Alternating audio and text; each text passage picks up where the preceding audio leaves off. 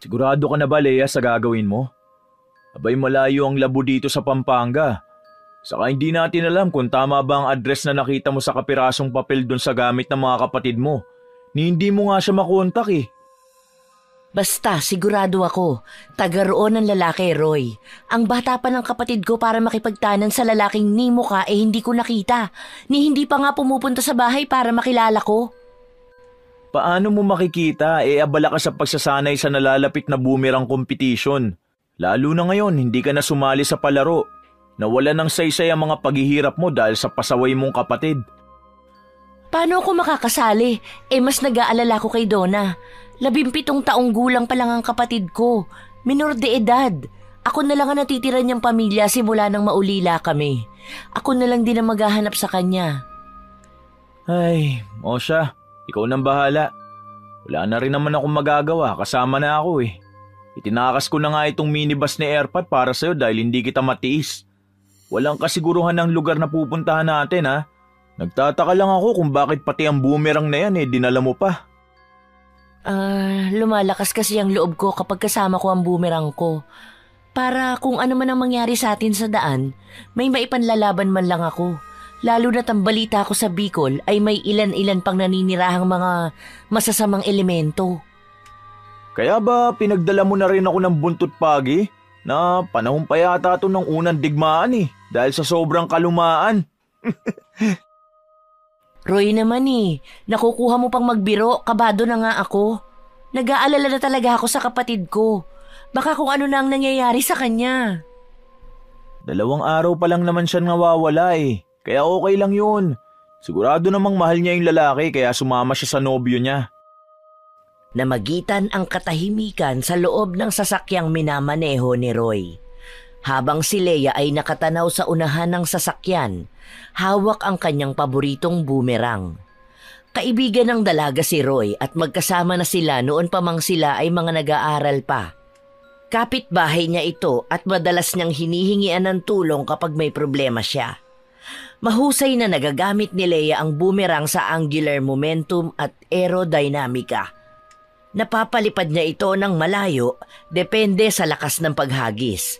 Bilang isang sandata o kagamitan sa paghahagis, maaari itong gamiting kasangkapan laban sa mga elemento dahil may talim ito sa tigkabilang dulo na kasing talas ng scalpel na ginagamit ng mga doktor. Kaya ang pinapayagang gumamit lang nito ay ang mga may kasanayan sa paghawak sa boomerang. Inabutan na tayo ng dilim. Yung ilaw na lang ng sasakyan natin ang nagbibigay liwanag sa kalsada. Sigurado ka bang tamang daan ito? Tignan mo nga uli sa Google Map mo, baka mali na tayo ng binabagtas na daan. Sigurado ako, tama ang dinadaanan natin. Sa unahan lang ang tingin mo, baka may biglang tumawid Hindi mo agad mapansin, makadisgrasya pa tayo. Ano ka ba? Malaking-malaki pa rin ang mga mata ko. Kahit kanina pa tayo madaling araw nagbabiyahe, hindi ako nakakaramdam ng antok. Sira ka? Oo na. Pasensya ka na kung pati ikaw nadamay sa problema ko sa kapatid ko. Alam mo namang ikaw lang talaga ang nilalapitan ko Saka ikaw naman ang may sasakyan sa ating dalawa. Sa susunod kasi turuan mo na ako magmaneho. O tignan mo to, nasisi pa ako. Hindi yan ang inaalala ko, kundi ang galit ng ama ko sa hindi pagpapaalam sa kanya. Sus, hindi yun magagalit. Baka nga isipin pa no nagtana na tayo Baka matuwa pa yun kapag nalaman ni Tito Raul na magkasama tayo. At masaya ka pa sa lagay na yan. Teka, bakit puro batuhan na itong dinadaanan natin? Lubak-lubak at makitid na ito kumpara sa unahang bahagi ng kalsada. Idiretso mo lang at baka dito lang yan tapos sa unahan sementado na. Baka nung eleksyon, pinangako rin ng mga politiko na pagagandahin ng mga daanan. Baka hindi lang ito inabot ng budget at naudlot na naman ang pagpapagawa. Baliw, nakukuha mo pa magpatawa ngayon samantalang kanina paiyak-iyak ka. Nililibang ko lang ang takot mo nang hindi kung ano-ano yung napapansin mo sa daan. Ilang minuto pa ang pinalipas ng magkaibigan habang binabagtas ang kahabaan ng daang lubak-lubak. Halos mahilo si Leia sa walang tigil na paggalaw ng kanilang sasakyan, kaya inabalan na lang ng dalaga ang kanyang sarili sa pagbukas ng kanyang cellphone. para masigurado na rin niyang tama nga ang kanilang tinatahak na daan. Lumiwanag ang kanyang mukha sa pag-flash ng ilaw sa kanyang cellphone. Halos mapatayo siya sa upuan sa sobrang pagkabigla nang mapagmasdan niya ang itaas na bahagi ng kanyang cellphone. Kaya't napatanong na rin ang nagmamanehong si Roy habang seryosong nakatingin sa nababahala niyang mukha. Oh, bakit nanlalaki ang mga mata mo? Nag-chat na ba ang kapatid mo? Oo, walang signal sa lugar na to. Halos lahat na ng sulok sa Pilipinas, kaliwat kanan na ang nagtataasang tower ng mga iba't ibang network site. Tapos walang signal? Totoo ba to? Baka naman sira na yung cellphone mo. Patayin mo tsaka bubuksan ulit. Wala talaga, Roy. Hala, paano natin malalaman kung nasa na tayo? Wala ba tayong pwedeng mapagtanungan sa mga bahay na madadaanan natin? Abe, kanina ko pa nga napapansing wala man lang poste ng kuryente ang nakatayo. Maliban sa mga nagtataasang puno wala rin mga bahay, tindahan at mga tao na makikita natin naglalakad. Tignan mo, yung ilaw lang ng sasakyan natin na nag-iisang liwanag sa dinadaanan natin. Abay, pambihira. Baka naman naliligaw na tayo. Hindi, baka kinakabahan lang tayo. Sa unahan baka may bahay na tayong maaaring mapagtanungan. Siguro naman kahit papano may makikita tayong bahay dito. Tama pa kaya itong lugar na napuntahan natin? Aba, malay ko. Ikaw tong tinatanong ko kanina Paulit-ulit kong sinisiguro sa'yo kung tama itong pinupuntahan natin. 50% na lang din ang battery ng cellphone ko. Sa pagkakataong yon ay nagsimula ng bumalot ang takot at kaba sa dibdib ni Leia habang panay ang tingin niya sa hulihan at unahang bahagi ng kanilang sasakyan. Ngunit talagang wala siyang makitang kabahayan sa lugar na yon. Bukod sa ingay ng kuliglig sa kakahuyan, ay nakadagdag pa sa kanya ang takot sa tila nakabibiging katahimikan sa paligid. Maging ang napakalamig na simoy ng hangin na nagdudulot sa kanya ng kakaibang pakiramdam ng isang hinalang may panganib na darating. Kumalma ka nga, pati ako natataranta rin sa'yo Kailangan lang natin makapag-isip ng paraan kung paano natin ibebuelta o maiikot ang sasakyan para makabalik. Mukha kasing pang-isahang daan lang to O ayun, tignan mo Leia, sa unahan ng madadaanan nating malaking arko na gawa sa tabla ng kahoy. Basahin mo nga kung ano nakasulat. Bundok Ilaya? Hala, umahon tayo ng bundok. Nagkamali nga tayo ng lugar. Ay, yan na nga bang sinasabi ko Naligaw na nga tayo. Hahanap lang ako ng pwede maikutan nitong sasakyan at bumalik na tayo. Tignan mo nga kung anong oras na sa cellphone mo. 7:00 pa lang ng gabi. Ano? Nilalang mo lang ang 7:00? Abay, pambihira ako. Lalong kumalat ang pag-aalala sa buong sistema ni Leia nang makita niya ang gulat sa mga mata ni Roy. Ngunit wala itong magawa kundi ituloy lang ang kanilang biyahe para makahanap ng maiikutan ng kanilang sasakyan. Pero halos kalahating oras na silang nagbabiyahe ay walang katapusan ng daan na kanilang nakikita. Lubak-lubak at nakakatakot ang itsura ng paligid sa magkabilang gilid. Mga naglalakihang mga puno na nakakakilabot ang itsura dahil mas lalong nadaragdagan ng dilim ng paligid sa malago at makapal nitong mga dahon. Mukhang nagkamali nga tayo ng lugar na napasukan. Saka tingnan mo yung mga karatula sa bawat punong madadaanan natin. Lahat ay yari lang sa plywood na ang nakasulat ay tamang daan. Tapos pintura lang ang ginamit na pansulat. Mukha pang hindi pinaghirapang pagandahin. Yung mga letra nakasulat na parang kinahig ng manok. Paano pa kung hinayaan kitang mag-isang umalis? Mabuti na lang talaga at hindi ka marunong magmaneho ng sasakyan. Salamat, Roy. Pero talagang nakakakilabot ang lugar na ito. May ganito pa palang lugar sa Bicol? Ewan ko. Ngayon lang din naman ako nakarating dito Ang kaso, hindi nga lugar kundi bundok. Diyos ko, masaklapan ito. Kapag naubusan tayo ng gasolina.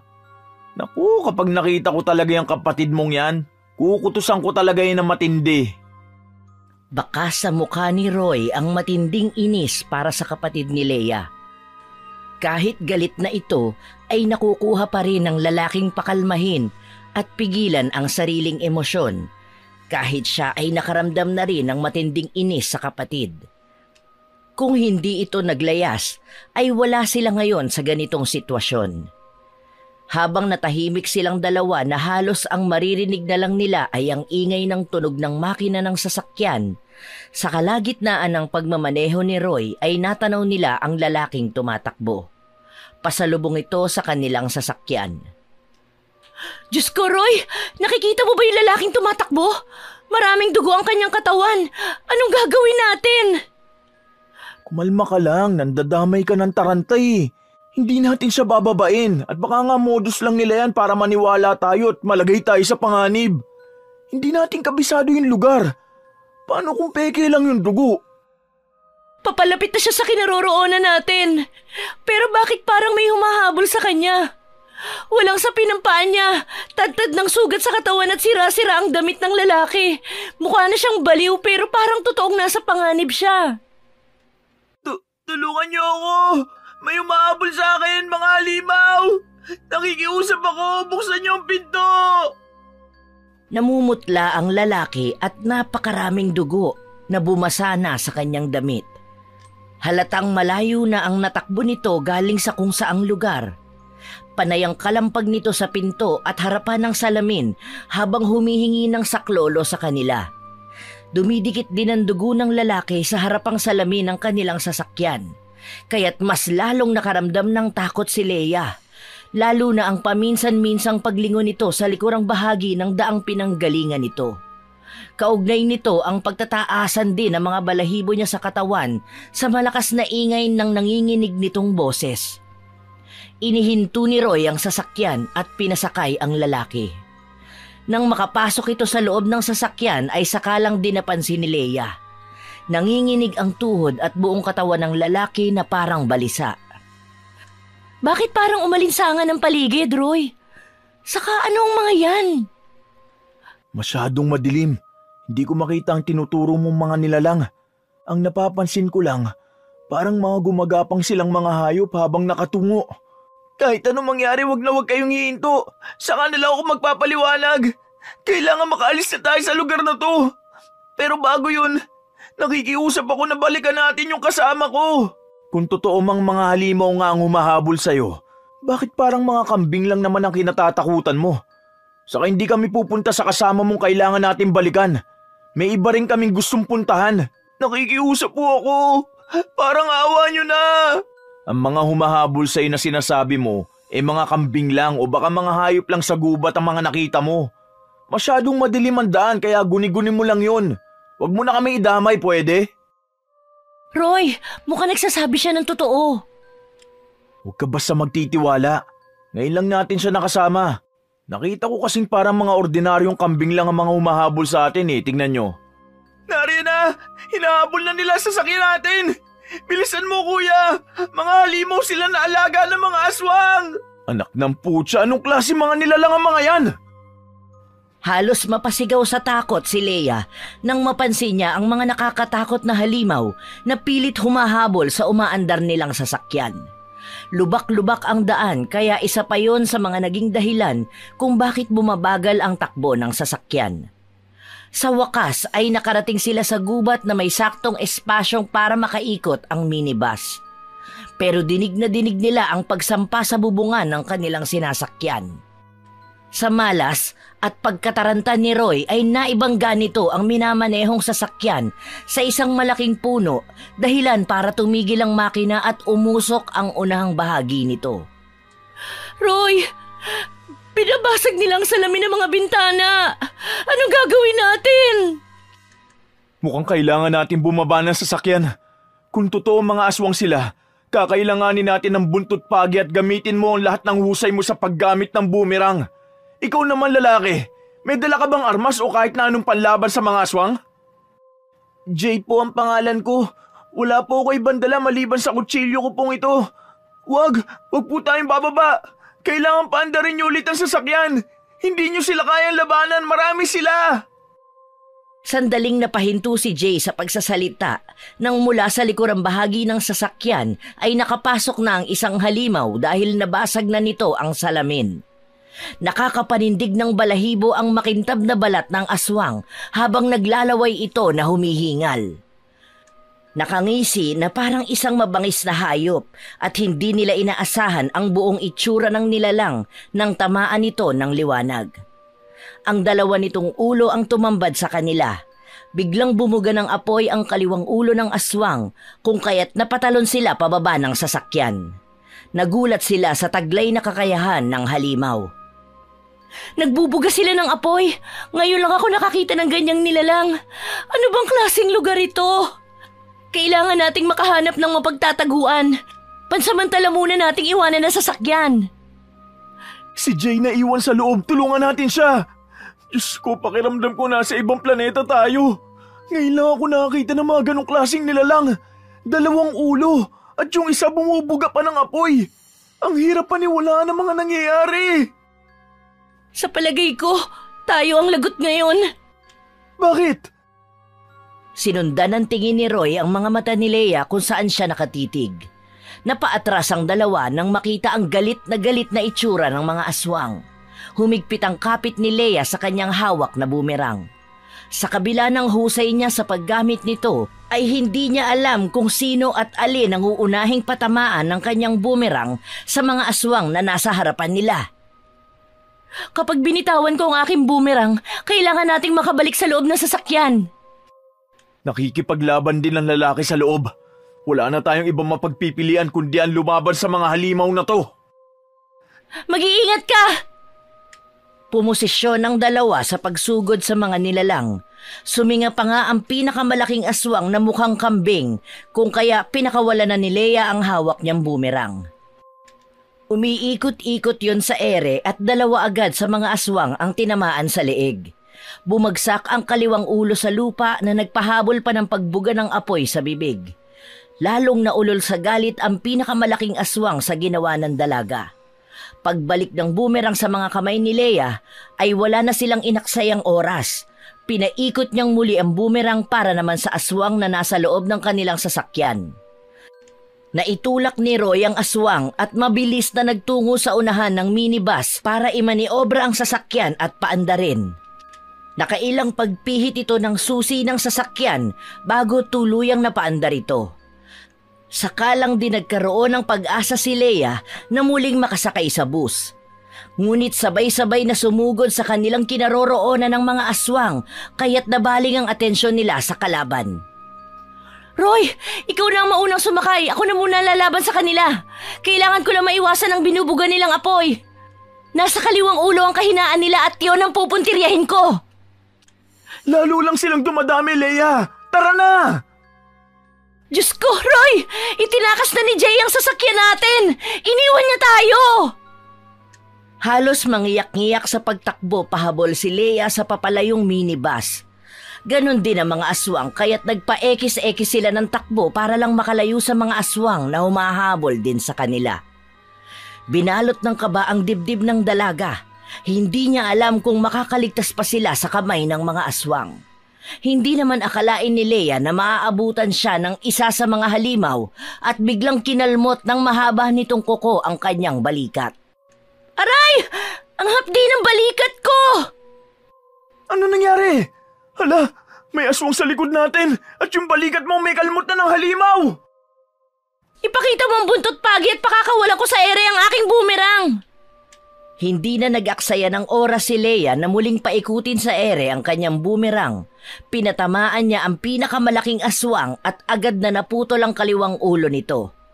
Pagkabagsak sa lupa at pagbalik ng boomerang sa kanyang mga kamay ay muli silang tumakbo papalayo.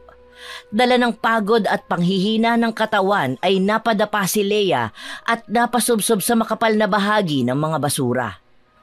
Halos mapaigik siya sa sobrang sakit ng kanyang balikat sa lakas ng pagkakahataw niya sa lupa. Natataranta namang bumalik sa kanya si Roy para alalayan siyang tumayo. Hindi ko na kaya, Roy. Masyadong madilim ang paligid. Halos hindi ko makita ang dinaraanan natin. Sobra ding makirot ang sugat ko sa balikat. Kayanin mo, Leia. Hindi kita maaaring iwan dito. Paano kung dito rin napadpad ang kapatid mo? Dapat magpakatatag ka. Maaaring nasa panganib din ang kapatid mo. Diyos ko! Bakit kailangang mapunta tayo rito? Tumayo ka na! Mukhang malapit na tayong abutan ng mga halimaw! Magbabayad talaga sa akin ang lalaki nagtakas ng sasakyan natin! Ramdam na ramdam ni Leia ang matinding galit sa boses ni Roy ng mga sandaling yon. Nang makatayo na sila sa kanyang kinadapaan ay napansin na nilang pinalilibutan na sila ng mga aswang na may dalawang ulo. Anumang oras ay maaari na itong umatake sa kanila para sila ay lapain. Ngunit bigla itong mga nagtakbuhan nang may kumalat na liwanag sa kanilang likuran. Nagmula yon sa lumang gasera. Kanya-kanyang karipas ng takbo ang mga aswang sa sitsit lang ng bagong dating na matandang babae. Kulubot ang mukha nito, may tungkod na dala at mahaba ang damit na kulay asul. Ano pang itinatayo-tayo ninyo? Sumama kayo sa akin. Delikadong naririto pa tayo sa labas. Bilisan ninyo dahil nagtawag lang ng mga kasama ang mga aswang na inyong nakasagupa. Salamat po, Lola. Pero saan po tayo pupunta? May sugat po kasi ang kaibigan ko eh. Doon muna tayo sa bahay ko. Ligtas kayo ron. Kailangan na ninyo magmadali. Huwag na kayo mag-aksaya ng oras. Pero hindi po namin kayo kilala. Natahimik ang matandang babae. Bumakas sa mukha nito ang awa, lalo na nang mapatingin kay Leia. Sa pagkakataong yun ay nawala ang takot ng dalaga sa matanda at naramdaman niya sa mukha nito na mabait yun. Nagkatinginan sina Leia at Roy. Alam niya na nag-aalala ang kaibigan niya dahil hindi nila kilala ang matandang babae. Ngunit sa huli ay tinanggap nila ang alok ng matanda. Kailangan nila ng pansamantalang mapagtataguan at masisilungan para hindi sila lubusang mapatay ng mga aswang. Sumama sila sa matandang babae na nagpakilala bilang si Lola Edna. Nagpakilala na rin sila sa matanda. Halos 15 minuto silang naglakad bago nila narating ang bahay ni Lola Edna. Isa yung maliit na kubo na nakatayo sa gitna ng kakahuyan. Yari lamang yun sa kugon at kawayan. Yun lamang ang bahay na nakatayo sa lugar na yon. Nasa labas ng kubo ang malalaking bato na parang isang lamesa. Dumito muna kayo sa loob ng aking bahay. Huwag kayong mag-alala. Balot ng proteksyon ang bahay na ito laban sa mga aswang na sigbin. Sigbin? Ano pong klaseng aswang o nilalang ang sigbin? Ang sigbin ay isang nilalang na lumalabas sa gabi at humihigop ng dugo ng tao mula sa kanilang mga anino o sa mismong katawan ng tao. Ito ay naglalakad ng paatras. Ang ulo ay nakababa sa pagitan ng kanilang mga binti at may kakayahan na maging invisible sa iba pang nilalang, lalo na sa mga tao. Ito ay maihahalin tulad sa wangis ng kambing at mayroong napakalaking tenga na kayang pumalakpak na tila mga kamay. Meron din itong mahabang buntot na maaaring gamitin bilang latigo. Ang sigbin ay sinasabing naglalabas ng nakakasukang amoy. Pero dalawa po ang ulo ng sinasabi ninyong sigbin. Ang kaliwang ulo po nila ay bumubuga ng apoy. Tugma naman po ang paglalarawan niyo sa mga halimaw na humabol sa amin. Kaya lang po, dalawa yung ulo nila. Sila ang mga sigbin na mas mabangis pa kaysa sa ibang kauri nila. Kaya mag-iingat kayo dahil maaari kayong masunog sa apoy na ibinubuga ng mga sigbin na yon. Pagkatapos kayong masunog, ay saka naman nila kayo lalapain dahil hindi sila kumakain ng sariwang laman ng tao. Kung sigbin nga po ang nakalaban namin, anong uri sila ng mga sigbin at gaano sila karami? Ayon sa mga alamat, mayroong mga pamilyang tinatawag na sigbinan kung saan may kapangyarihan ng mga miyembro nito na utusan ng mga sigbin na alaga nila. Itinatago raw nila ang mga ito sa isang tapayang luwad. Ang mga aswang naman ay sinasabing nag-aalaga rin ng mga sigbin. Mayroong sabi-sabi na ang mga sigbin ay maaaring hango sa mga tunay na hayop na hindi na ngayon madalas nagpapakita. Naririto sila't namumuhay sa bundok Ilaya. May pagkakahawig din sila sa mga kangaroo. Ano po ang maaaring makatalo sa kanila? May sasakyan po sana kami. Kaya lang isang lalaki po ang dugo ang tinulungan namin laban sa mga Sigbin na humahabol sa kanya. Pero itinakas niya at iniwan kami sa gitna ng laban. Wala akong ibang alam maliban sa asin. Tungkol naman do sa lalaking nagtakas ng sasakyan mo. Baka dahil sa takot kaya nagawa niya yon. Nako, napakalayo pa naman ang bayan sa bundok na ito. Delikado pati sa daan kung magpapaabot kayo ng gabi. Ibig sabihin po, mahihirapan na kami makaalis sa lugar na ito? Oo, kung may taong may sasakyan na susundo sa inyo, saka lang kayo makakaalis. Pero sa ngayon, kailangan na muna ninyong manatili rito. Para sa inyong kaligtasan. Sige na, maupo na muna kayo at kukuha na muna ako ng mga dahon-dahon na mailalagay sa sugat mo, Leia. Sandaling nawala sa kanilang harapan ang matandang babae. Sakalang din nakapagsulo ang dalawa at nakapag-usap tungkol sa pananatili nila sa bahay ng matanda. Tama kayang manatili tayo dito sa bahay ng matanda? Kung delikado ang lugar na to, hindi ba't nakapagtataka namang walang nangyayaring masama sa kanya? Napansin ko rin na nang dumating siya kanina ay natakot ang mga aswang at kumaripas ng takbo papalayo. Sino kaya siya at gano'n na lang ang takot ng mga halimaw sa kanya? Isa akong manunugis ng aswang at albularya na rin. Alam kong magtataka kayo sa nakita ninyong takot sa akin ng mga aswang kanina. Kapwa nagulat pa ang dalawa sa biglang pagpasok ng matanda. Dala ang mga dahon ng kung ano-anong halamang gamot. Inilapag nito ang mga dahon at maliit na lusong na dikdikan nito. Mukhang narinig ng matanda ang lahat ng kanilang mga pinag-usapan ni Roy kung kaya't dito na sila nagtanong. Anong klaseng mga dahon po yan, Lola, at para saan? Dahon ng ipil-ipil at sambong na may talbos ng bayabas. Mabisang gamot daw ito sa kamandag ng mga hayop, hawa at nakakalasong laway na posibleng pumasok sa sariwang sugat. Kaya kailangan malagyan na ang sugat mo nang hindi na lumala. Pasensya na po kung marami kaming tanong tungkol sa inyo. Nag-aalala lang po kami, lalo na po sa sitwasyon namin. Naiintindihan ko naman kayo. Huwag kayong mag-alala, ayos lang sa amin. Ang mahalaga ay ligtas na kayo. Bakit po kasi takot sa inyo mga Sigbin? Katulad ng nasabi ko, manunugis ako ng mga aswang. Dito na ako lumaki at nagkaisip, kaya sanay na ako sa presensya nila. Halika, tanggalin mo muna ang isang manggas mo at nang malagyan ko na ng gamot. Tumalikod na lamang si Roy nang simulan ng tanggalin ni Lola Edna ang manggas ng suot na damit ni Leia. Medyo mahapdi na yon dahil sa dumikit na ang natuyong dugo sa telang suot niya. Kaya halos mapangiwi siya pagkatapos tanggalin niyo ng matanda at nilagyan ng mga pinong dinikdik na mga dahon. Umagos ang katas hanggang sa dibdib niya kaya tuluyan ng ipinahubad ng matanda ang suot niya at binigyan siya ng damit na kasing sukat niya. Isang sandong itim na humakab sa mamasel niyang braso at katawan. Epekto ng madalas niyang pag-iensayo, tumigas na ang kanyang kalamnan. Ano bang pinaggagawa mo at puro muscle na ang braso mo? Para ka ng lalaki Madalas po kasi ako sumali sa mga palaro sa paggamit ng boomerang. Pwede na ba akong humarap? Parang sinadyang bitinin ni Roy ang mga sasabihin pa sana ni Leia sa matanda.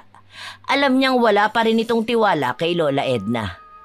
Kaya naman pagkatapos malagyan ng benda ng matanda ang kanyang balikat, ay tumabi ng upo sa kanya ang kaibigan.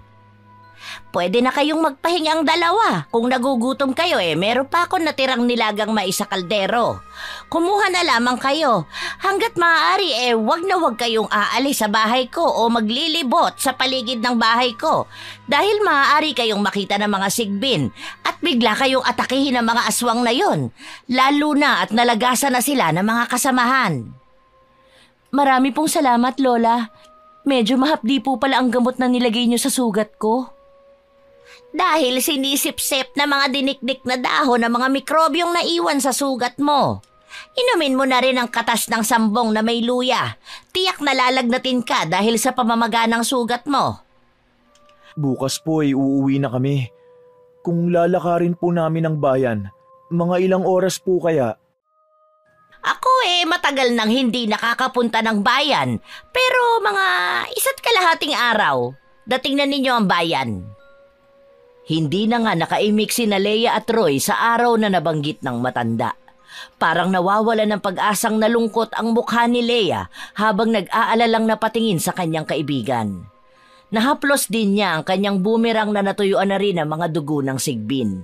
Sabay dampot niya sa basong may lamang berdeng likido at inisahang lagok yon. Napapangiwi ang kanyang mukha ng malasahan ng pait at anghang ng pinagsamang katas ng luya at sambong.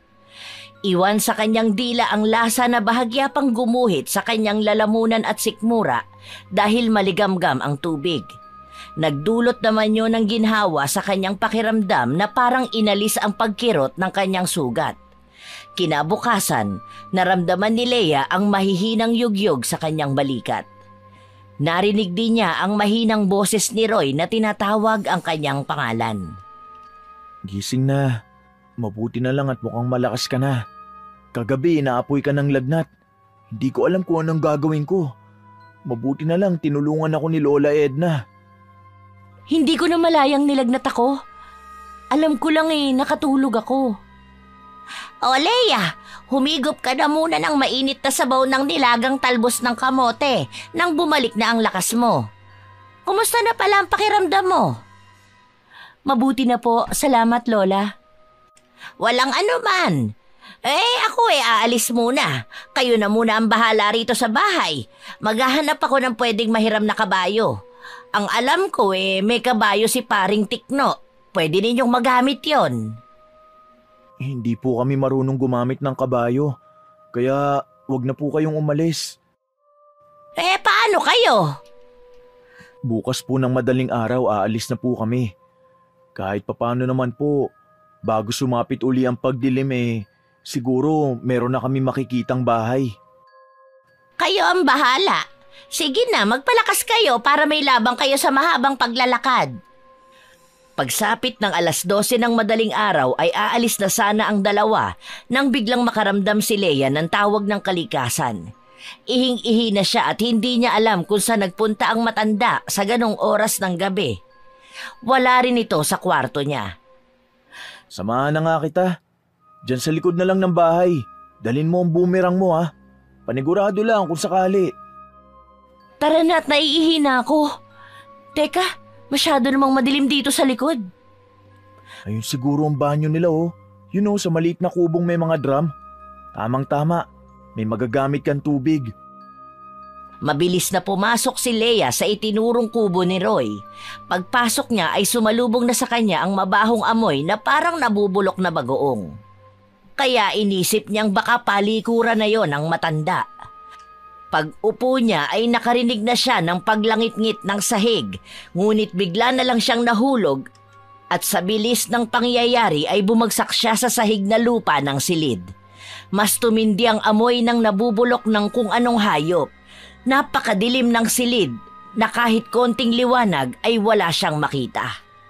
Leia, nasan ka? Ano nangyari sa'yo? Narito ako sa ibaba. Parang silong to. At napakadilim. Nasa bulsa mo yata ang cellphone mo. Buksan mo para mailawan mo ang loob. Sakalang din naalala ni Leia ang cellphone sa kanyang bulsa. Kahit masakit ang katawan ay pinilit niyang tumayo para makita ang lugar na kanyang kinabagsakan. Lalo na't mas lalong tumindi ang naaamoy niyang mabahong amoy na nanggagaling sa loob. Nang mabuksan niya ang kanyang cellphone na may 30% na lang na natitirang baterya, ay kumalat na ang liwanag sa buong silid. Halos manlaki ang kanyang mga mata sa nakitang naglalakihang tapayan na gawa sa luwad. Kulay lupa at lahat ay may mga takip. Hanggang dibdib ang taas nito kaya't naisip niyang hindi yun normal na tapayan. Nagbukas siya ng isa sa mga tapayan. Pagtanggal niya sa takip ay mas tumindi ang amoy na akala niya talaga ay bagoong. Ngunit pagsilip niya sa bunganga ng tapayan ay napaatras siya at halos kapusin siya ng paghinga. Anong nangyayari sa'yo dyan? Tulungan mo akong makaahon. Hilahin mo ang aking kamay para makasampa ako sa taas. Bakit ba? Akin ang kamay mo. Inilahad ni Roy ang kamay nito kay Leia para tulungan siyang makaahon. Bakas din sa mukha ng lalaki ang pagkagulat nang makita nito mula sa itaas ang mga naglalakihang tapayan at nakita rin ang mga nakita ni Leia. Napasigaw ang binata. Ganon din ang dumadagundong na pagsigaw ni Lola Edna mula sa ibaba. Saktong nakaahon na rin si Leia. Pakahas kayo! Pinasok ninyo ang silid na hindi ninyo dapat pinapasok! Kayo ang nag-aalaga ng mga sigbin. Mapagkunwari kayo! Halimaw kayo!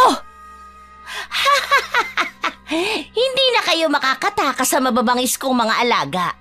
Ganyan ang mga nangyayari sa mga taong hindi napapakali sa isang tabi. Hindi ko na sana kayo papatayin eh. Kaya lang nalaman na ninyo ang aking sikreto. Isa-isang pinagtatanggal ni Lola Edna ang mga tapayan na nakahilera sa silong. Kasunod ang paghagupit ng hawak nitong patpat na tuluyang nagpagising sa mga natutulog na sigbin. Umalingaw-ngaw din ang boses ng matanda na nagdulot naman ng labis na takot at kaba kay Leia. Tumakbo na tayo bago pa man makaahon ng mga halimaw na yan! Akin na ang bumerang ko! Humanda sila! Lalaban na ako! Kailangan natin makalayo sa kanila bago pa nila tayo abutan! Malalaki ang mga hakbang na binagtas nilang dalawa ni Roy ang makitid at masukal na daan patungo sa kung saan sila pwedeng makapagtago. Lakad takbo habang habol ang hiningang walang lingon likod na binilisan pa nila ang takbo. Pero sadyang mabibilis tumakbo ang mga sigbin at konting-konti na lang ay maaabutan na sila ng mga ito. Kamuntikan pang maabot siya ng mga pagbuga ng apoy ng kaliwang ulo ng sigbin. Ngunit kasabay din ito ang pagpapaikot naman niya sa kanyang hawak na bumerang. Natanggal ang ulo ng sigbin na unang umatake sa kanila. At kada bagsak sa lupa ay napapabuga pa ng apoy ang mga halimaw kahit ito'y naputol na sa katawan. Doon lang mangingitim ang mukha ng halimaw at sunod na matutumba ang katawan. Maraming mga sigbin ang humahabol sa atin. Ano kaya kung umakyat tayo ng puno? Hindi pwede. Matalas ang pang-amoy ng masasamang elemento, lalo na paggabi. Kaya bilisan mo na lang ang pagtakbo at gamitin ang buong husayang natatangi natin sandata. Dahil kapag nawala pa yan, mawawala na tayo ng pag-asang makatakas pa.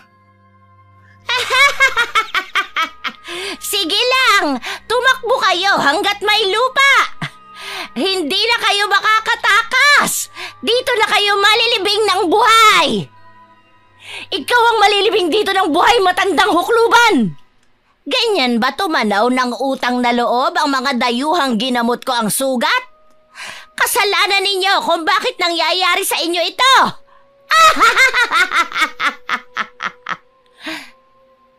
Muling tinumbok ng 200 para makatakas sa kamay ng mga halimaw na humahabol sa kanila.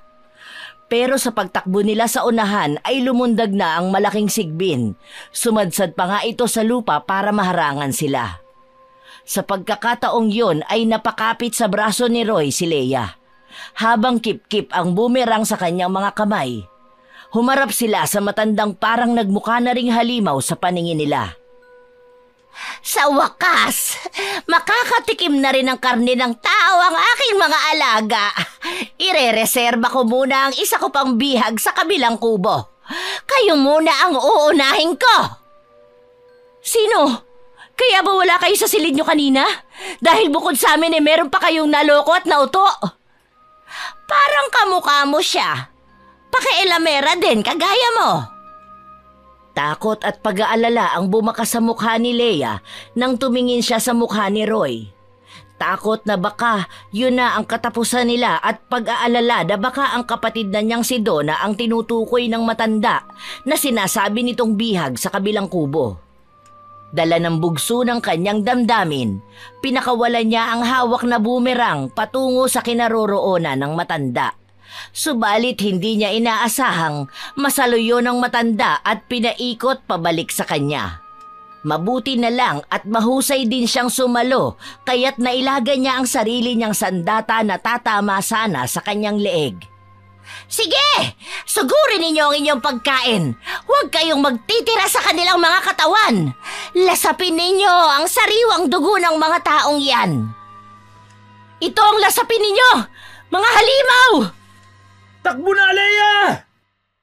Sa pagpapaikot muli ni Leia ng kanyang boomerang ay tinamaan niya ang dalawang sigbin at sabay na bumagsak sa lupa. Umatungal ng malakas na huni na parang isang asong nauulol ang iba pang mga sigbin. Saktong pagbalik ng boomerang sa kanyang mga kamay ay lumiwanag ang paligid. Nagmula ang liwanag na yon sa ilaw sa kanilang sasakyan na itinakas ng lalaki. Iniharang nito ang minibus sa harapan nila at pinagbuksan sila ng pinto. Sumakay kayo! Bilisan nyo! Tara na, Leia!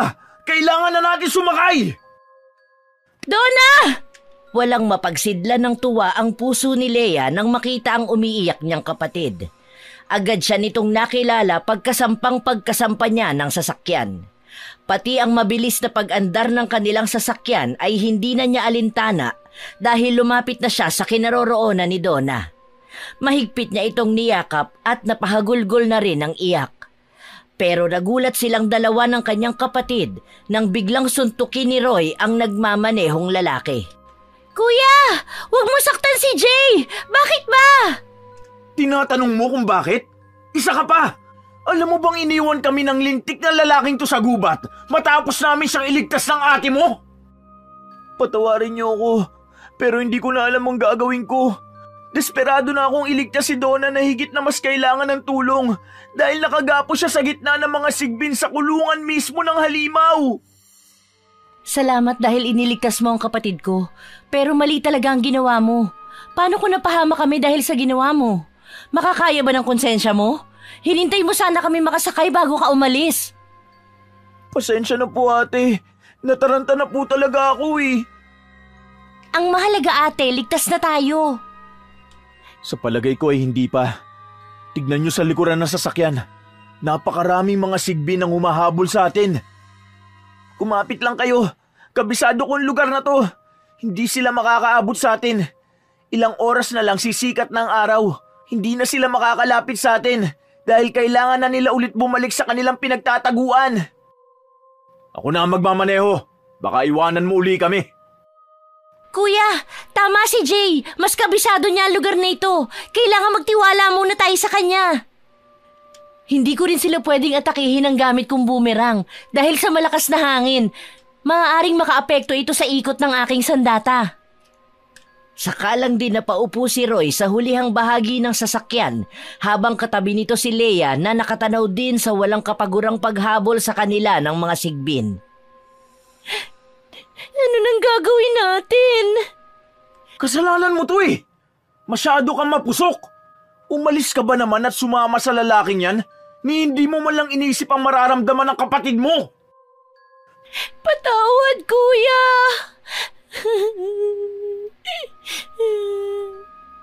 Makasarili ka! Wala kang pakialam sa ate mo, yun ang totoo! Hindi po namin Huwag kang makisabat sa usapan namin ha! Isa ka pa! Dinala mo rito si Donna para ipahamak mo lang! Nag-iisip ka ba? Paano kayo napunta sa lugar na ito? Katulad po ninyo, nagkamali kami ng daan. Hindi ko rin po alam ang lugar na ito. Dito po kasi ang binigay na address sa mga magulang ko. Dito kami napadpad sakay ng motor namin. Kaya lang inatake din po kami ng mga sigbin at binugahan ng apoy ang aming motor. Nahuli po kami nung matandang si Lola Edna. Nagpanggap din bang mabait sa inyo? Opo, ate. Kaya lang nahuli po kasi namin siya na nagpapakain ng mga buhay na baboy ramo sa kulungan. Akala ko po sawa o anong hayupin lang. Pero nakita ko po kasi ang malaking tapayan na may lamang halimaw. Ang sabi ni Jay, aswang daw po na sigbin.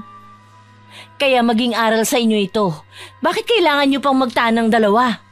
Ewan ko. Basta kung hindi dahil sa pagtatana nila, wala sana tayo ngayon dito. Nakahalukip-kip ang mga braso habang nakasimangot si Roy. Wala namang masabi si Leia dahil tama rin naman ang dahilan ng ikinagagalit ng kanyang kaibigan sa kanyang kapatid. Habang umaandar ang sasakyan nila, ay pumailan lang ang katahimikan sa kanilang paligid sa loob. Hindi naman sinasadyang napatingin si Leia sa likurang bahagi ng sasakyan kung saan ay nasa hulihang upuan sina Roy at Donna na kapwa nakatingin sa kanya. Hindi niya maipaliwanag ang takot na nararamdaman nang biglang napansin niya ang unti-unting pagtayo pasilip ng sigbin sa likod ng upuan ni Donna. Naglalaway ito na nakangising nakatingin sa walang kaalam-alam na kapatid. Napansin agad yon sa salamin ni Jay sa unahan at kinabig nito ng pakanan at kaliwa ang sasakyan. Dahilan para masira ang atensyon ng sigbin sa muling pag-atake sa kanila sa loob. Donna, sa likod mo may sigbin. Sikapin niyo makalapit dito sa unahan at ibabangga ko sa puno ang hulihang bahagi ng sasakyan. Delikado yan. Baka lalong masira ang sasakyan. Pero nagbubuga po yan ng apoy. Matutusta tayo kapag hindi po tayo kumilos. Wala nang oras! Kumapit kayo sa mga upuan! Halos hindi pa man tuluyang nakakakapit sa upuan ang tatlo ay bumuga na ng apoy ang sigbin at tinamaan sa damit si Donna na agad din namang lumiyab. Walang kasing ingay ang takot na boses ni Donna mula sa napapasong katawan nito. Kaya kahit malapnos ang palad ni Leia ay nagawa niyang yakapin ang kapatid at pinagulong-gulong sa sahig ng sasakyan. Habang si Roy ay nakikipagbuno sa aswang, inihinto ni Jay pansamantala ang pagmamaneho at tinulungan ng binata ang kasintahan. Ngunit paglapit nito ay natangay na ito ng sigbin, diretso talon sa hulihang pinto dala ang katawan ni Donna. Donna! Kapatid ko! Balikan natin ang kapatid ko! Dalian mo, Jay! Habulin natin ang tumangay sa kapatid ko! Pero delikado nang bumalik doon! Hindi ko maaaring pabayaan ang kapatid ko. Kahit bangkay na lang, ang mahalaga kasama ko siyang iuuwi. Babalikan ko ang girlfriend ko. Alam ko kung saan nila dadalhin si Donna. Buong determinasyong pahayag ni Jay, pabor sa gustong mangyari ni Leia. Muling pinaandar ni Jay ang sasakyan at si Leia naman ay kulang na lang paliparin niya ang boomerang para lang mapatay ang halimaw. Sumilay ang galit sa nanginginig na labi ng dalaga. Ganon din ang paghigpit ng pagkakahawak niya sa boomerang habang binabagtas ang kadiliman ng daan hanggang sa pagsilip ng araw sa umaga. Natitiyak niyang hindi pa nakakain ng mga sigbin ang kanyang kapatid kaya may pag-asa pang makuha niya ang katawan ni Donna. Sa laki ng lapnos niya sa katawan, imposible na makuha pa natin siya ng buhay. Ano ba pinagsasasabi mo? Tayo mapapahamak. May pagkakataon na tayo para tumakas pero babalik pa tayo sa taong hindi natin alam kung buhay o patay na. Nag-iisip ba kayo? Hindi na halos natapos ni Roy ang mga sasabihin nito nang ihinto ni Jay ang sasakyan at nilundag nito si Roy para lang suntukin ito sa mukha. Dala ng matinding galit ng dalawang lalaki sa isa't isa, nagpambuno na ng tuluyan ang dalawa. Nagpalitan ng malalakas na suntok sa kanilang mga mukha hanggang dumugo ang mga labi. Hindi na nakatiis si Leia at sa inis ay binigyan niya ng tig-iisang sampal ang dalawang lalaki, dahilan para bigla itong tumigil at natauhan. Ang tatapang ninyo! Kung sa mga sigbin kaya ninyo ibuhos ang lakas nyo, buhay ng kapatid ko nakasalalay dito. Kahit ikamatay ko pa, gagawin ko. Mabawi lang ang katawan ng kapatid ko. Ikaw, Roy, kung ako nasa kalagayan ni Donna, ganyan din ba sasabihin mo? Walang kwentang lalaki to, ate. Tumigil ka! Isa ka pa! Tinatanong kita, Roy, ganyan ba ikakatwiran mo sa kanila? Iiwan mo rin ba ako kagaya ng sinabi mo kanina sa kapatid ko? Oh! Natahimik ka! Bakit hindi ka makapagsalita? Pasensya na. Nadala lamang ako ng bugso ng damdamin ko. Pero wag mo sanang kalimutan dahil sa pagmamalasakit ko sa'yo. Kaya ako napasama dito. Kaya wag mo akong pag-iisipan na masama. Hindi ordinaryong aswang ang makakalaban natin. Konting pagkakamali, maaaring malagay sa panganib ang buhay natin. Susugurin natin ang mga halimaw para sa taong walang kasiguraduhan kung buhay pa o patay na. Hindi tayo maililigtas ng boomerang mo na wala ngang nagawa habang inaatake tayo ng sigbin at nakuha ang kapatid mo. Para namang natatauhang napaupo si Leia sa upuan at napahagulgol na lamang ng iyak habang pinagmamasdan ang hawak na boomerang. Kung wala naman pala itong silbi at walang kwentang sandata, ang mabuti pa, Itapon ko na ito! Huwag, ate! Kahit papaano makakatulong pa rin yan.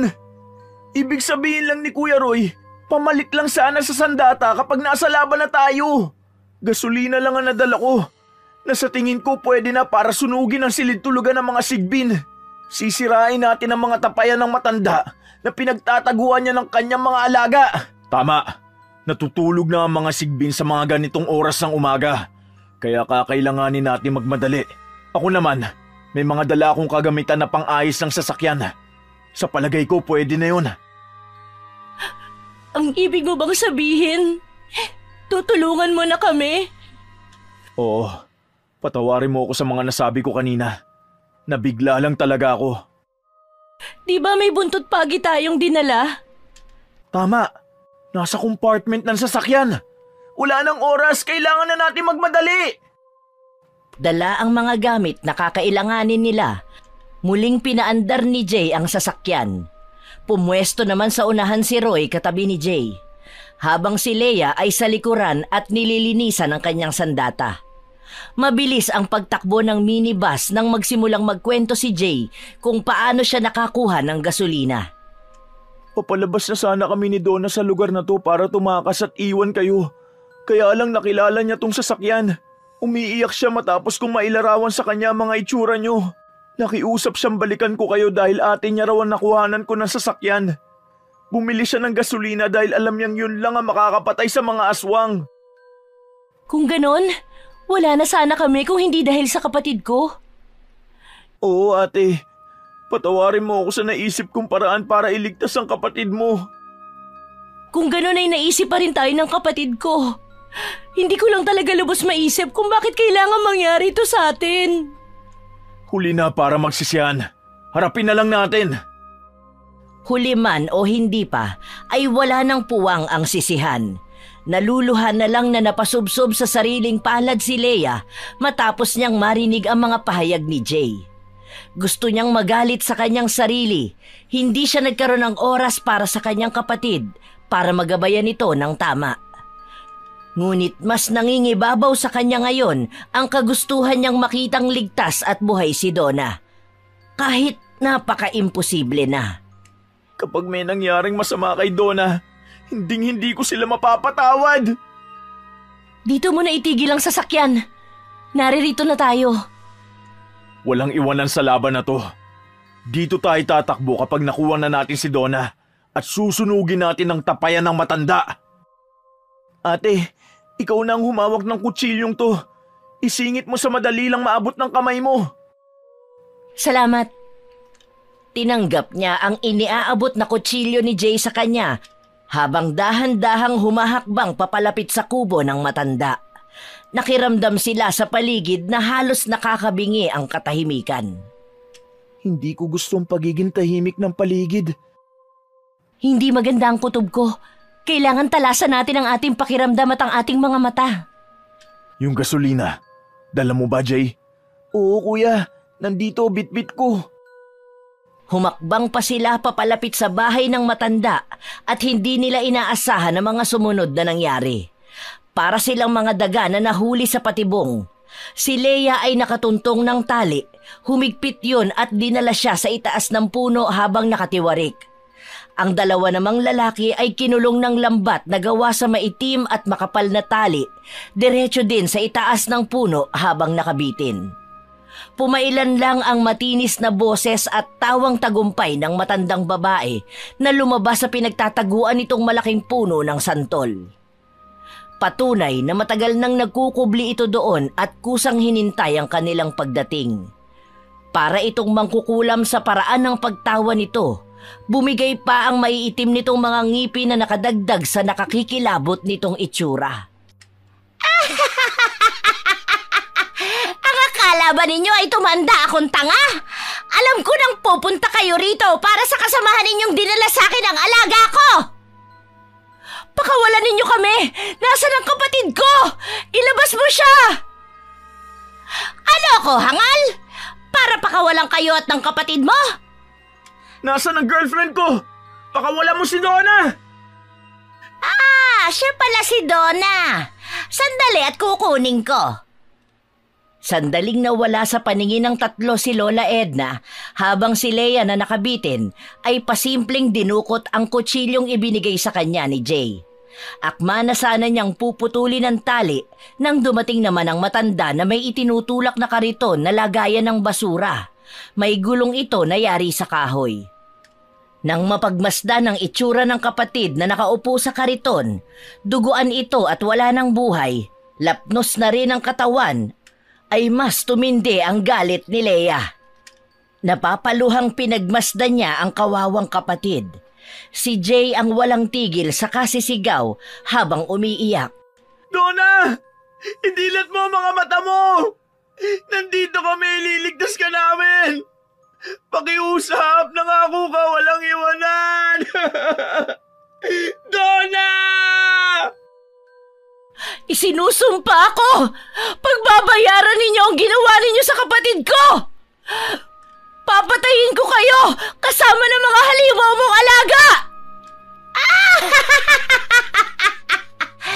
Yon ay kung makakaligtas pa kayo dyan. Oras na lang ng pagdilim ang hinihintay ninyo. Magiging gabihan na kayo ng mga alaga ko! Hindi ka magtatagumpay, matandang hukluban! Nagtagumpay na ako. Nahuli na kayo ng bitag ko. Pero uunahin nilang kainin ang katawan ng pinakamamahal ninyong si Donna. Mabango na kasi sa kanila ang amoy ng nasunog na laman ng tao. Pag-aagawan nila ito at ako naman manunood na lang ng malapelikulang eksena mamayang gabi. Sa pagkakataong yun ay mas lalong nagpupuyo sa galit si Leia habang pinag-aaralan na niya kung paanong mapuputol ang tali sa kanyang kaliwang paa. Hirap na siya sa kanyang katayuan ng mga sandaling yon at nararamdaman na rin niya ang unti-unting paghapdi ng kanyang paa. Umaagos na rin ang dugo mula sa paggasgas ng tali sa kanyang balat na walang humpay sa unti-unti ring paghihigpit ng tali sanhi ng kanyang timbang. Hindi umaalis ang matanda habang nakatingala sa kanya. Hindi tuloy niya maisagawa ang mga binabalak. Lalo na nang makita ng matanda ang bumagsak niyang boomerang sa tapat niya. Dinampot yun ng matanda at itinutok sa kanya. Muntik na akong tamaan ng sandatang ito Ngunit nasalo ko. Dahil ang totoo, sanay din ako sa paggamit nito. Paano kung subukan ko sa inyong tatlo? Gusto ko lang malaman kung hindi pa ako nalalaos. Kaninong ulo kaya ang babagsak? Wag! Itigil nyo na ang kaibangan nyo! Nilayasan kayo ng pamilya nyo dahil halimaw kayo! San man sila naroroon, nandidiri na sila sa pagkatao nyo! Tumigil ka! Masyado kang maingay! Kung unahin na kaya kita, ha? Nakukuliling na ang tenga ko sa boses mo! Patayin mo na ako kung papatayin mo! Dahil sa sandaling makatakas ako dito, gagawin ko ang sinasabi ko! Ipalalasap ko sa iyo ang impyernong hinahangad mo! Ginagawa! Hindi nginangata! Ang kapatid mo nga hinayaan mong mamatay Ikaw pa kayang nakatali ang may magawa pa para iligtas ang sarili? Nang tumalikod ang matanda para pagmasdan ang hawak nitong boomerang, ay nagkaroon ng pagkakataon si Leia na abutin ang kanyang tali sa paa at gilgilan yon ng hawak niyang kutsilyo. Halos mapangiwi siya sa sakit habang ginagawa niya yon dahil lalong humihigpit ang tali. Muli lang siyang bumalik sa pagkakabitin nang humarap ang matanda at sinimula na nitong paikutin ang kanyang sandata. Tumama yon sa kanyang hita kaya't umagos ang dugo patungo sa kanyang dibdib mula sa sugat na tinamaan ng boomerang. Kahit nakapantalon siya ay hindi yun naging hadlang para hindi siya masugatan. Ate! Ayos ka lang ba? Leia, sumagot ka! Ayos lang ako! Konting sugat lang ito! Konting sugat na may sariwang dugo. Magiging mabango ka na sa mga alaga ko. Ang tagal namang dumilim ang paligid. Parang hindi na ako makapaghintay sa mga reaksyon ng aking alaga. Ang mabuti pa, lasahan ko kaya ang dugo mo. Tumayo ito sa tapat ni Leia habang may papatak-patak pang dugo sa kanyang katawang nakabitin. Pumasok yon sa nakangangang bibig ng matanda at may pagtirik pa mga matang nilasap ang sariling dugo ni Leia. Malinam namang lasa! Aswang din ang matandang yan, Leia! Kaya niya nagagawa ang bagay na yan sa'yo! Ate, ayos ka lang ba? Hindi na nga hinintay ni Leia ang mga sunod pang gagawin ng matanda. Kahit kaharap ito ay mabilisan niyang pinutol ang tali sa kanyang paa. Kahit walang mapagsidlan ng sakit ang binti at hita niya. Bumagsak siya sa halos 40 pulgada ang taas. Sumakit ang kanyang katawan nang maramdaman niya ang tigas ng lupang sumalo sa kanya. Umingay ang mga tuyong dahon kasabay ng walang tigil na pagtadyak ng matanda sa kanyang sikmura. Hinang-hina siyang namimilipit sa hindi pa niya pagbabawi ng lakas. Sinamantala niya ang pagkakataong maagaw ang boomerang sa kamay ng matanda. Agad niyang pinakawalan yon para maputol ang mga taling pumipigil kina Jay at Roy. Napaigik ang dalawa sa lakas ng pagkakabagsak nila sa lupa, kasabay ng pagbalik sa kamay niya ng pinaikot na boomerang. Napasigaw sa galit si Lola Edna at napatakbo ito sa loob ng bahay. Kaya mo bang tumayo? Diyos ko, medyo malaki ang sugat mo sa hita! Kaya ko to! Kailangan ko lang ng panali para pansamantalang hindi ko maramdaman ang aking sugat. May pakinabang naman pala ang boomerang ko. Lalapitan ko po si Donna. Ngayon lang din naalala ni Leia ang nangyari sa kaawa-awa niyang kapatid. Kaya matapos sirain ni Roy ang sariling damit para itali sa hita ni Leia, ay sakalang din niya nalapitan ang kanyang kapatid. Yakap-yakap ito nang umiiyak na si Jay, habang siya naman ay napahagulgol na rin ang iyak. Tuluyan nang ang bumigay ang damdamin niya nang makitang sunog na sunog ang katawan ng kanyang kapatid. Halos hindi na niya ito makilala dahil ang buhok at mukha ni Donna ay nawala na sa tamang itsura. Lumaylay ang mga balat sa mukha ng dalaga, kung kaya't sumilay ang matinding galit sa mga mata ni Jay at ni Leia. Pero ibang galit ang nakita ni Leia sa mga mata ng nobyo ng kapatid. Poot at pagkasuklam sa pagkamatay ni Donna. Pagbabayarin ko siya, ate, sa ginawa niya sa kapatid mo! Tara na, ito na ang tamang pagkakataon. Sunugin na natin ang buong bahay ng matanda. Ikakalat natin ang gasolina sa buong kabahayan. Lintik lang ang walang ganti! Magsama-sama sila! Pinuntirian ni Leia, Jay at Roy ang silid sa ilalim kung saan ay unang natuklasan ni Leia. Maging ang mga tapayan ay binuhusan din nila ng gasolina. Ngunit bigo silang makita ang matanda sa loob. Mukhang nakatakas na ito nang hindi nila namamalayan. Sa isang kubo, sa lugar kung saan kami unang dinala na matanda. Baka dun siya nagpunta. Tara na, ubusin natin ang alaga niya. Hawak ko na ang posporo. Ako na susunog sa mga halimaw na yan! Ikinaskas ng may buong galit ni Leia ang hawak niyang palito ng posporo, saka sinindihan ang hangganan ng dulo na nasa paanan niya. Idinikit niya ang palito sa lupa at gumapang ang apoy patungo sa kubo ng matanda. Puputok-putok pa ang lumalagablab na apoy habang unti-unting bumabagsak ang buong kubo. Naluluha namang tinalikuran ng tatlo ang bahay at pinagtulungang buhatin ang katawan ni Donna patungo sa nakaparadang minibus. Habang sakay ng sasakyan, ay sakalang din umagos ang mga luha sa mga mata ni Leia at mahigpit niyang hinawakan ang nasunog na kamay ni Donna.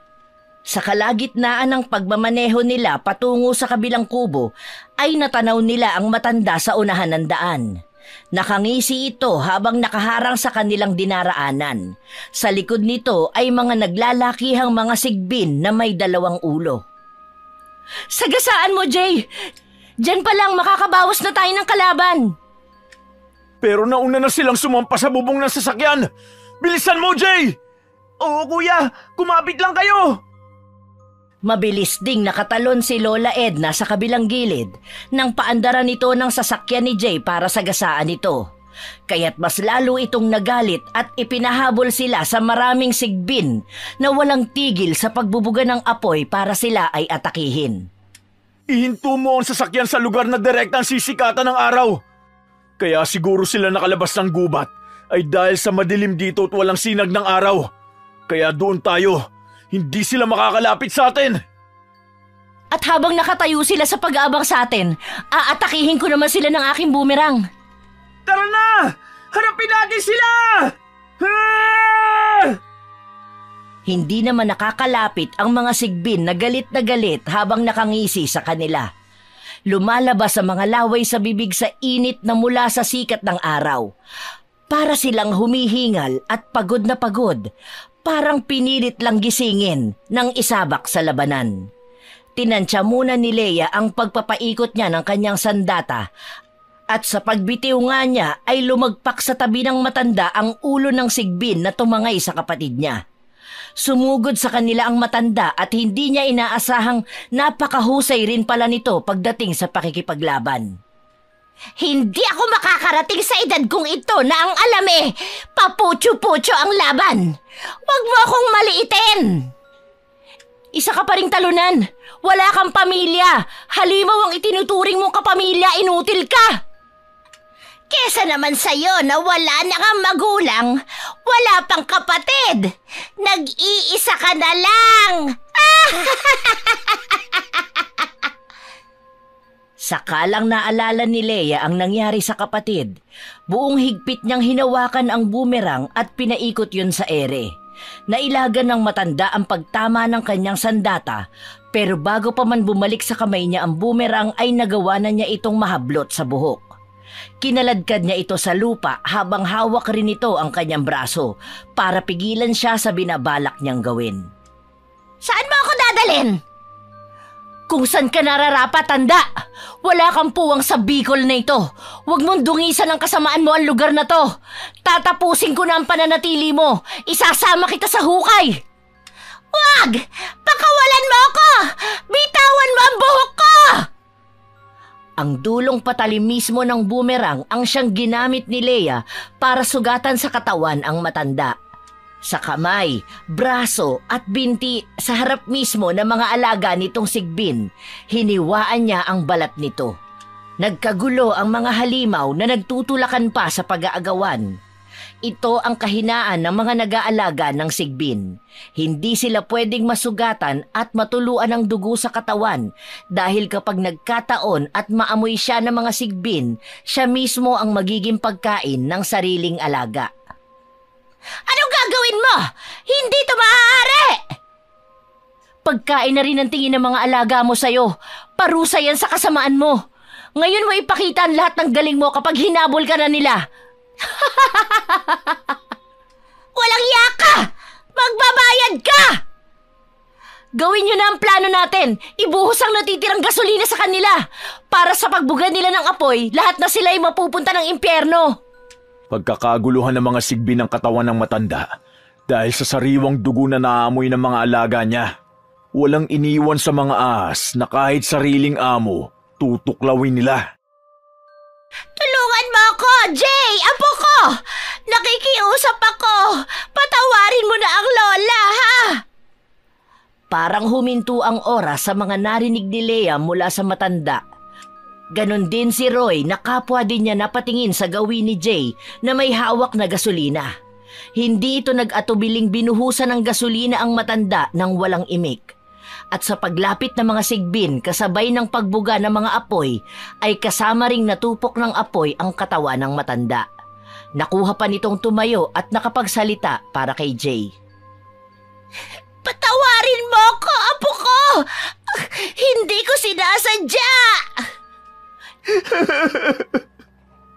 Patawarin niyo rin ako, Lola. Pero hindi ko na po kaya. Suko na ako sa pagiging aswang ninyo. Lintik ka? Niloko mo kami? Apo ka niya? Siguro sinadya mong dalhin dito ang kapatid ko para ipahamak siya sa mga alaga ng halimaw mong lola. Hindi, ate. Hindi ko alam na imbis na ang mga magulang kong pupuntahan ko ay sa lola ko ako mapupunta.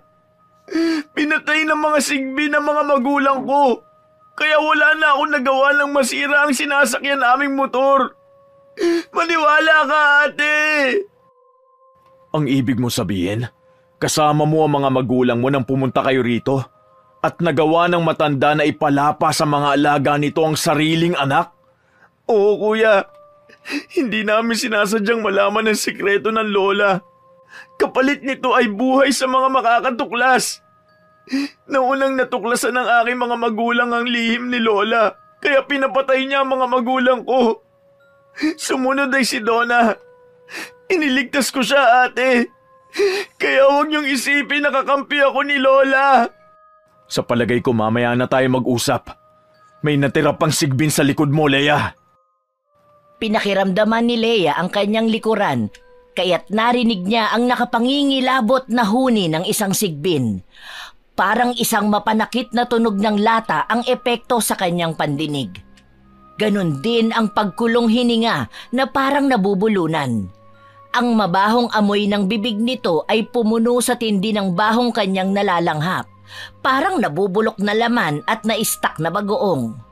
Gusto nang bumaliktad ng kanyang sikmura sa pag-alingasaw ng baho nito. Anumang oras ay magbubugayan ng apoy. Kaya kailangan maging handa ka, Leia. Ate, bibilang ako ng 3. Humarap ka sa kanya at puntirehin mo ng dulo ng boomerang ang kaliwang leeg.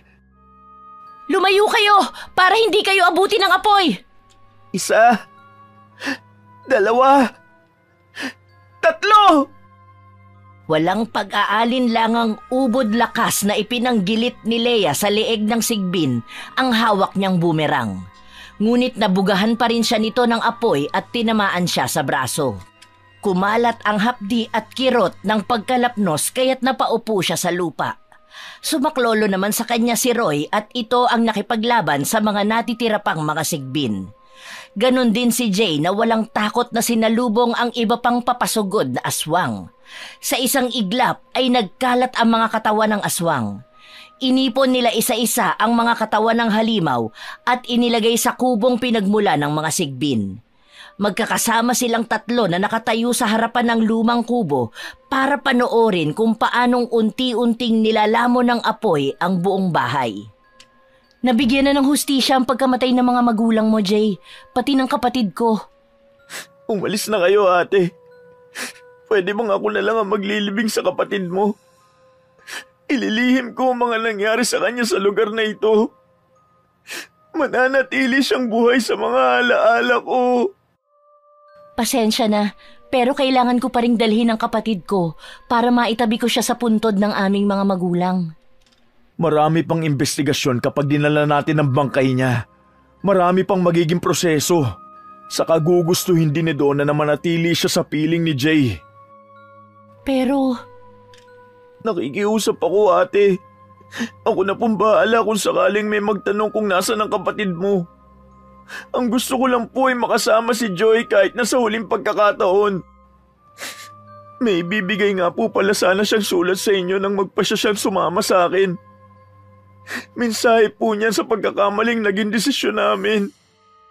Dinukot ni Jay sa bulsa ng maong nakupas nito ang nakatiklop na maliit na papel, kaputol ng sulat na nakita niya sa mga gamit ng kapatid sa address kung paano niya ito nasundan. Kinuha niya yon sa kamay ng malungkot na si Jay at pinasadahan ng basa ang laman ng mensahe. Isang paghingi ng tawad sa nagawa ni Donna sa kanya. Sa pagkakataong yon ay nadala niya ang sulat ng kanyang kapatid sa kanyang dibdib at malayang lumandas ang mga luha. Napatango siya kay Jay bilang pagsang-ayon sa gusto nito para kay Donna. Tara na. Isipin na lang nating masaya na siya sa piling ni Jay.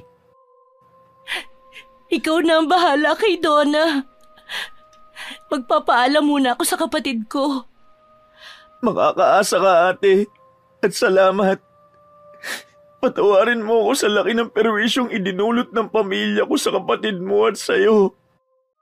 Pagkatapos yakapin ang bangkay ni Donna, ay malungkot nang sumakay sa naghihintay na minibus sa kanila. Nahabol pa sila ng tanaw ni Jay nang muling paandarin ang sasakyan hanggang lumayo at lumiit na ito sa kanyang paningin. habang binabagtas nila ang daan papalabas sa bundok Ilaya hanggang sa pagsapit ng crossing ng bagong silang, sakalang nakahinga ng maluwag ang dalawa at pinansin ang sira-sira nilang sasakyan. Natatawa na lang sila sa reaksyon ng mga taong nakakapansin sa itsura ng kanilang sasakyan. Dumaan muna tayo ng ospital para matignan ang mga sugat mo. Mas magandang isipin na lang ng mga magulang ko na naaksidente lang tayo at bumangga sa puno. Hindi na nila kailangan pang malaman ng tungkol sa mga sigbin na naengkwentro natin. Mukha ngang kailangan ng gamutin itong mga sugat ko. Sobrang hapdi na rin kasi eh. Ano na pala ang plano mo ngayon? Ano pa? E di mag-ensayo ulit at magtinda ng mga boomerang. Ay, wala na talaga akong masabi pa. Walang nakakaalam sa totoong nangyari kina Leia at Roy. Ibinao nila sa limot ang lahat ng masaklap na nangyari sa kanila sa bundok Ilaya. Sa ngayon ay mas pinili na lang niyang ipagpatuloy ang kanyang nasimulan sa buhay na hindi na niya kasama ang kapatid. Alam niyang sa puso at isip niya, masaya na si Donna kung saan man ito naroroon kasama ni Jay na nagmamahal dito ng sobra. Mahirap ang sumama sa lalaking hindi mo alam ang background ng pamilya. Kung nangyari ang pagtatanan nila nang wala siyang iniwang address na mapaghahabulan ko, magiging isa na lang siyang kwento. Kaya bumili na kayo ng boomerang na maganda at makasaysayan. Main ka na muna. Hindi naman bumibili ang mga customer mo eh. Ang habol lang nila eh yung kwento mo. Ayoko ng ulam na munggo. Ang gusto ko, mangga. Abat, naglilihi ka na? Pumailan lang ang lakas ng palakpak sa paligid nang i-anunsyo ni Leia sa kanya mga customer ng boomerang ang biyayang ipinagkaloob sa kanila ng dakilang lumikha, kasama ng panibagong buhay.